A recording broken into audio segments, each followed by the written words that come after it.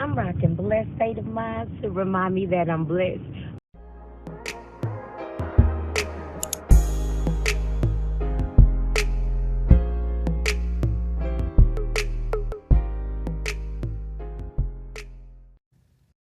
Now, according to the Open Bible app, so I was doing a little researching a little bit.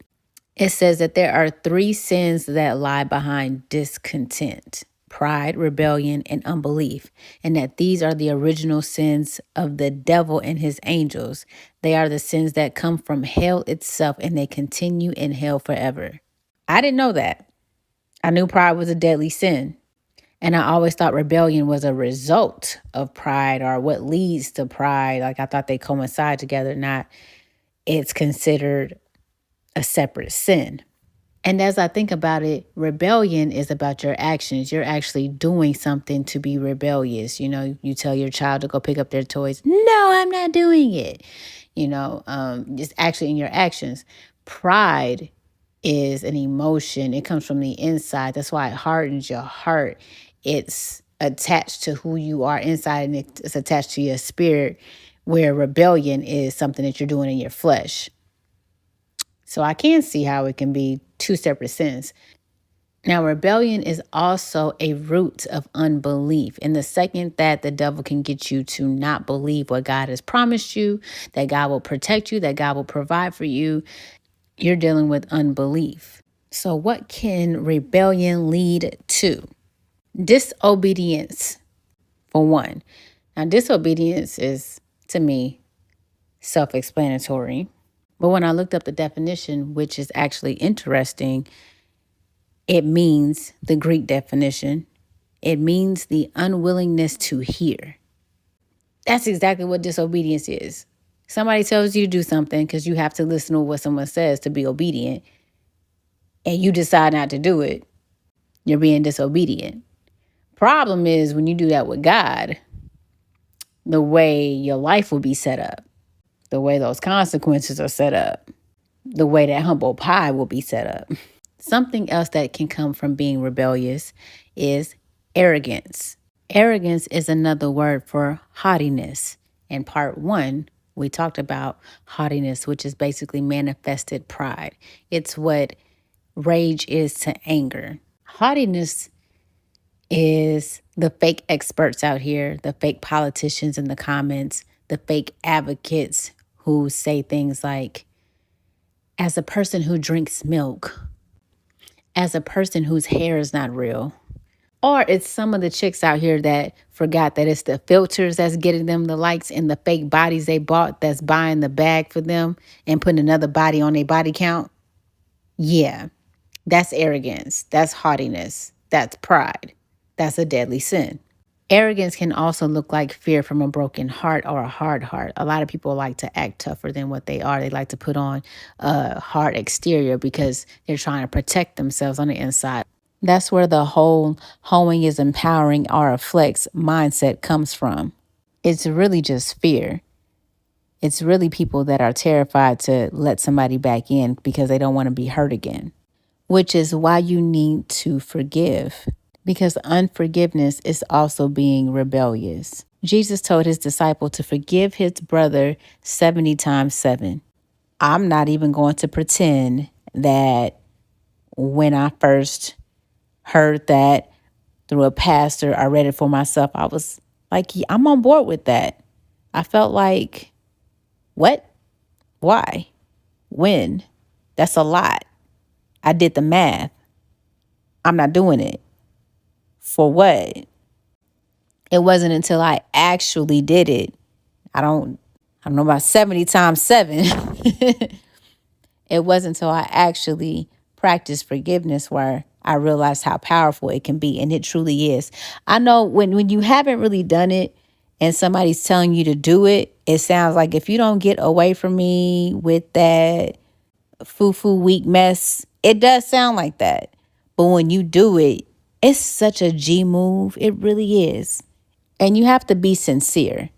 Like, you can't be like, you know what, God bless you. Like, ew. If you don't get rid of all that bitterness in your throat, it has to be genuine. You can't just say the words, you know what, I forgive you. You can't do that. You have to genuinely go through it, which means you have to deal with the betrayal. You have to deal with the hurt feelings. You have to figure out how to let it go, all of that.